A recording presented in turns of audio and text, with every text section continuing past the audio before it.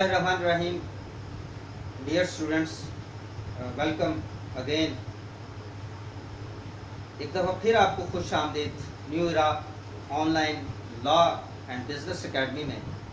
आपने पहले दो लेक्चर्स आपने अटेंड किए जिसमें स्टेट की हमने बात की, लॉ को समझा हमने। आज हम बात करेंगे सोर्सेज ऑफ लॉ पे कि लॉ के बुनियादी सोर्सेज कौन से हैं।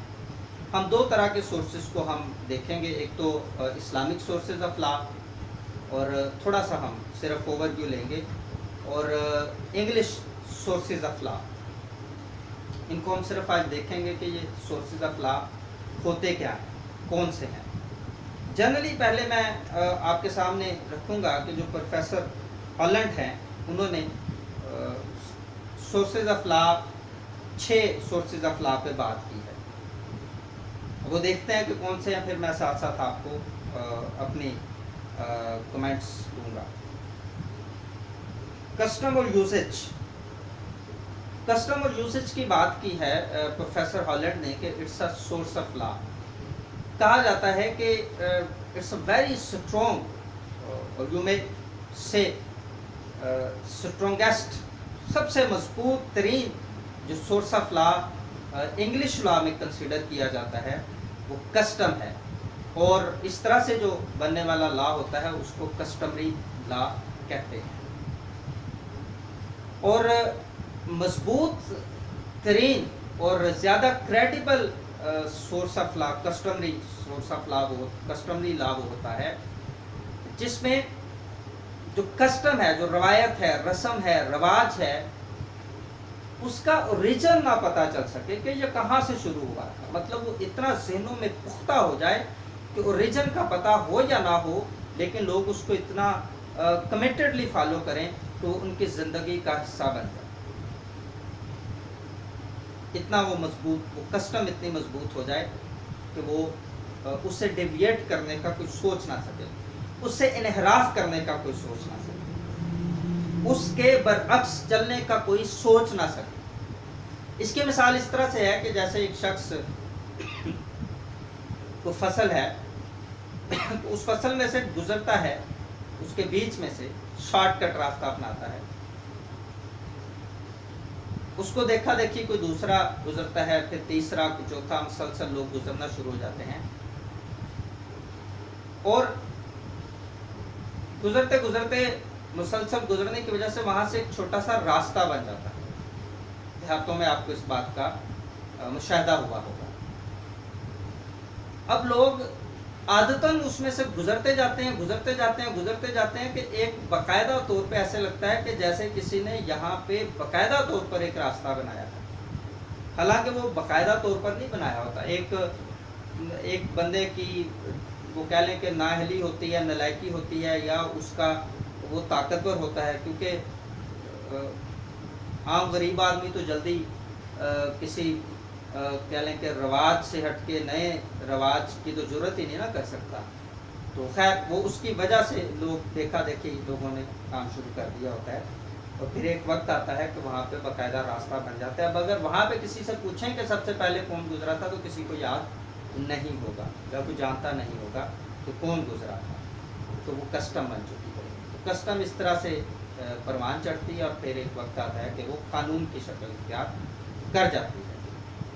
तो बरतानिया में जो कस्टमरी लॉ है वो बड़ा स्ट्रॉन्ग है। और आपको मालूम होना चाहिए कि British constitution is considered as unwritten constitution, गैर तहरीरी आइन तस्वर किया जाता है, क्योंकि सिर्फ 2 पेजेस पे है उसका जो आइन है। बाकी लोग कस्टम के तौर पे उनके जहनों में कस्टमरी लॉ है, कस्टम्स को फॉलो कर रहे हैं, कहीं पे लिखी नहीं हुई, लेकिन किसी की जरूरत नहीं है कि उसको उससे हट के काम कर सके।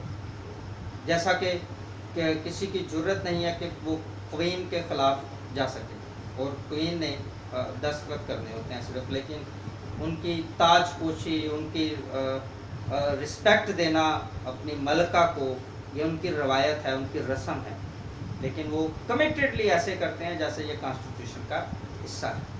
तो ये कस्टम है।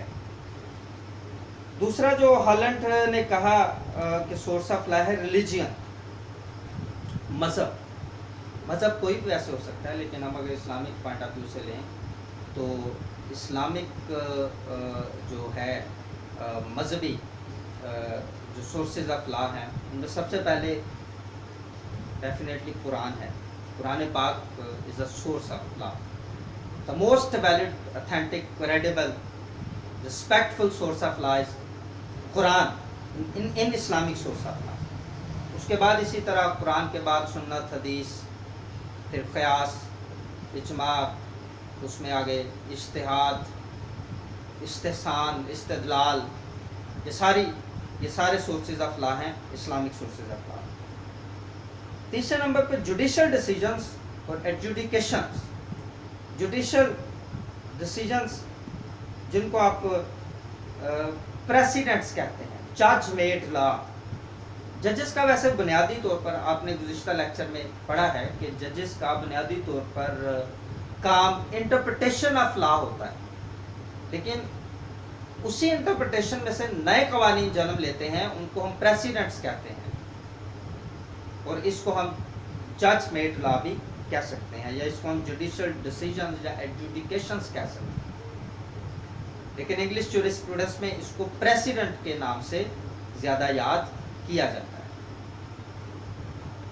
उसके बाद है साइंटिफिक डिस्कशन और कमेंट्रीज. साइंटिफिक डिस्कशन और कमेंट्रीज, यहाँ पे जो साइंटिफिक डिस्कशंस का मतलब है वो है इज्तिहाद का, यानी जद्दोजहद करके मौजूदा दौर में किसी आने वाले नए मसले को फ़िक़्ह की रोशनी में उसका हल तलाश करना, ये साइंटिफिक डिस्कशन होती है.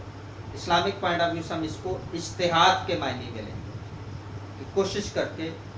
अब यहाँ पे जो Blackstone the value attached to the opinions of man like Blackstone, Kant वगैरह ने, ये राइटर्स हैं, इन्होंने लिखा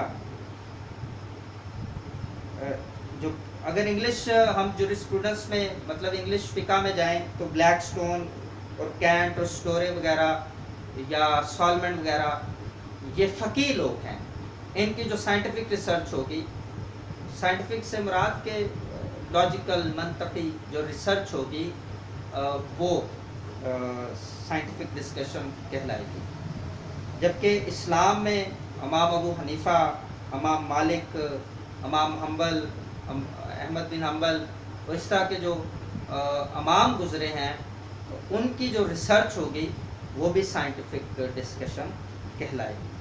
वो फिर किसी नए मसले का हल तलाश करते हैं अपने रिलीजियन में.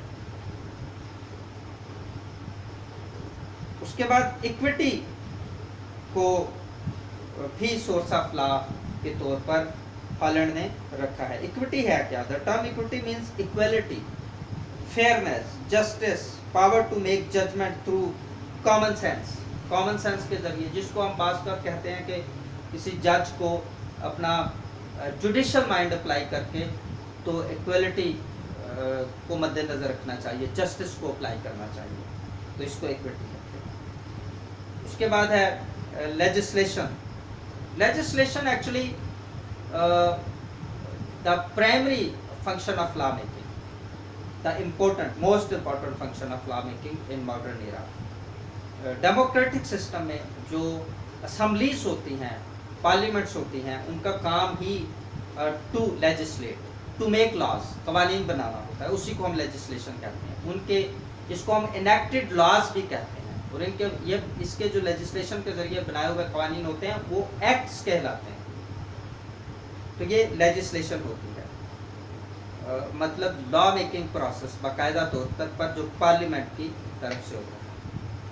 अच्छा, अब इंग्लिश सोर्सेज ऑफ लॉ में हम देखते हैं कि कस्टम है, लेजिस्लेशन है, प्रेसिडेंट है, और एक कन्वेंशनल लॉज होते हैं जो थ्रू एग्रीमेंट्स, कॉन्ट्रैक्ट्स होते हैं, और ये इंटरनेशनल ट्रीटीज़ भी इसमें आ जाती हैं. बैनुल-अक़वामी सतह पर जो मुल्कों के दरमियान वाहिदात होते हैं वो भी इसमें आ जाते हैं, वो भी कन्वेंशनल लॉज होते हैं. तो इस तरह से मुख्तलिफ सोर्सेज हैं लॉ मेकिंग के.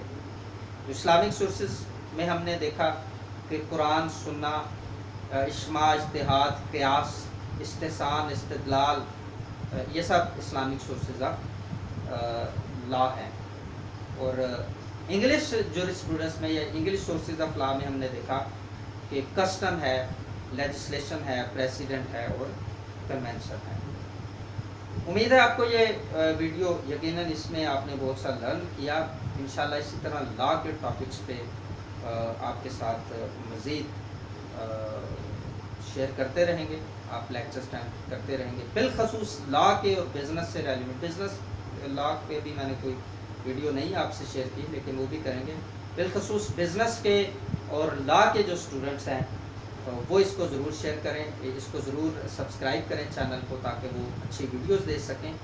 اور اس کے علاوہ عام آدمی بھی جو بھی لرن کرنا چاہتا ہے، سیکھنا چاہتا ہے، وہ بھی اس کو سبسکرائب کریں، شیئر کریں، کمنٹ کریں. Best of look.